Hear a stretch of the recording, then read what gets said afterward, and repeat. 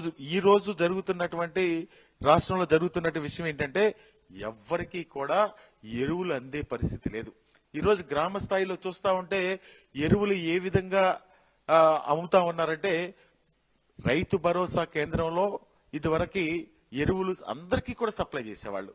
ఇప్పుడు రైతు సేవా కేంద్రాలనే పెట్టారు. అసలు పూర్తిగా అక్కడ ఎరువులు ఇచ్చే కార్యక్రమాన్ని ఎత్తేశారు.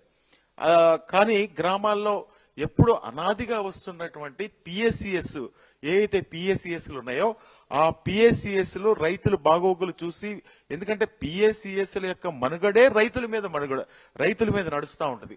వాళ్ళకి ఎరువులు అందించాల్సిన బాధ్యత, రైతులు బాగోగులు చూడాల్సిన బాధ్యత ఆ పిఎస్సిఎస్లది. అయితే ఆ పిఎస్సిఎస్లతో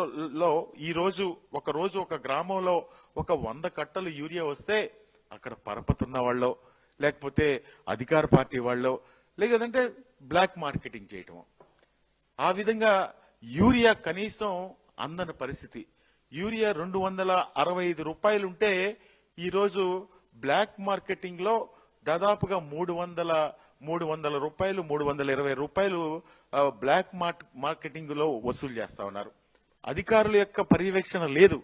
ప్రైవేట్ షాపులకు వెళ్తే అక్కడ యూరియా ఇవ్వాలంటే 2000 రూపాయలు సరుకు, అంటే ఏదో గుళికలు గాని జింకు గాని ఇవన్నీ కూడా కొనాలి అని చెప్పి కండిషన్లు పెడతా ఉన్నారు.